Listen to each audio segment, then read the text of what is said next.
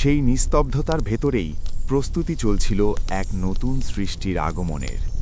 এমন এক সৃষ্টি যাকে মাটি দিয়ে নয়, আগুন দিয়ে সৃষ্টি করা হবে। এমন এক সৃষ্টি যারা আমাদের চোখে দেখা যায় না, কিন্তু তারা আমাদের দেখতে পারে। এমন এক সৃষ্টি যাদের মানুষ সৃষ্টির হাজার হাজার বছর আগেই এই পৃথিবীর শাসক করা হয়েছিল। তারা কারা ছিল? তারা ছিল জিন। এই কাহিনী কতটা পুরনো? ইতিহাসেরও আগে, যখন শুধু নীরবতা ছিল। তুমি কি জানো এই নীরবতার রহস্য কি? এটা নীরবতা নয়, এটা কারো আগমনের প্রস্তুতি। এখানে এখনো জীবনের কোনো চিহ্ন নেই, এখনো নয়, কিন্তু এই অবস্থা বেশি দিন থাকবে না। এখানে কিছুই নেই, শুধু আগুন আর ধোঁয়া। না, এটাই শেষ নয়, এ যেন তাদের প্রথম বাদশাহদের অপেক্ষা। এই ভূমিতে এখন আমার গোত্র বসবাস করবে। সীমার মধ্যে থাকো, নইলে এমন যুদ্ধ হবে যা আকাশও কখনো দেখেনি। এই উপত্যকাগুলো আমাদের। এখানে আইন একটাই, শক্তি। যার শক্তি, শাসন তারই। যত দূর চোখ যায় সব আমাদের, আর কেউ এখানে পা রাখার সাহস পাবে না। আমাদের গোত্র পূর্ব থেকে পশ্চিম পর্যন্ত ছড়িয়ে পড়েছে, কিন্তু মনে রেখো, যত বেশি মাথা তত বেশি বিবাদ। এই জমি আমার, এখানে আমার ছাড়া আর কেউ মাথা উঁচু করতে পারবে না। তাহলে প্রস্তুত হও, যে ভূমি ইবাদতের জন্য সৃষ্টি হয়েছিল তা এখন কবরস্থানে পরিণত হয়েছে। তারা তাদের রবকে ভুলে গেছে।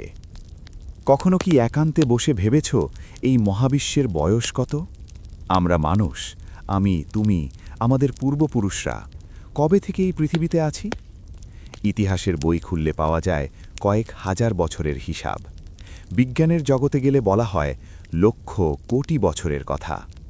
কিন্তু এক সত্য আছে এই সব কিছুর ঊর্ধ্বে, আর তা হল আমার ও তোমার রবের সত্য।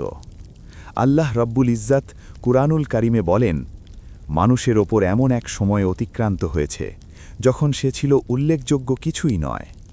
অর্থাৎ এমন এক সময় ছিল যখন এই পৃথিবীতে আমাদের কোনো অস্তিত্বই ছিল না।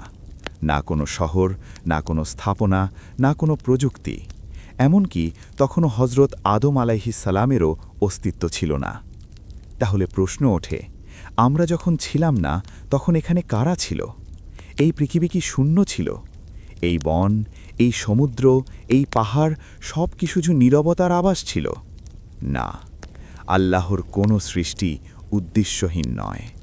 চলুন সময়ের চাকা একটু পেছনে ঘুরিয়ে দেখি, খুব পেছনে।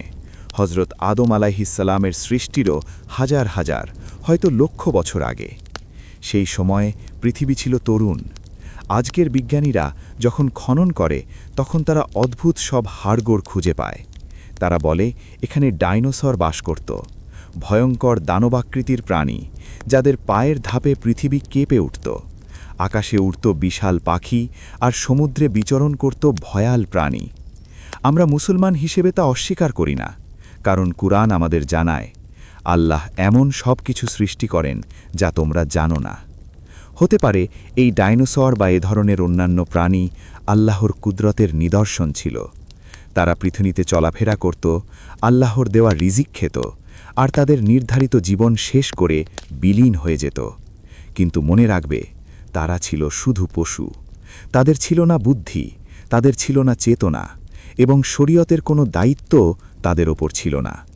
তারা তাদের ভাষায় আল্লাহর তাসবিহ পাঠ করত, যা আমরা বুঝি না। এই যুগ কত দীর্ঘ ছিল আল্লাহই ভালো জানেন, হয়তো লক্ষ লক্ষ বছর। এই সময় পৃথিবীর মানচিত্র বদলেছে, আবহাওয়া বদলেছে, জঙ্গল বেড়েছে আবার শুকিয়েছে, সমুদ্র পথ বদলেছে। অবশেষে আল্লাহর হিকমতে সেই বিশাল প্রাণীদের যুগ শেষ হয়ে যায়। তারা বিলীন হয়ে যায়, অথবা বিলীন করে দেওয়া হয়। পৃথিবী আবার প্রস্তুত হতে থাকে এক নতুন সৃষ্টির জন্য। এক বিশাল পরিবর্তন আসন্ন ছিল।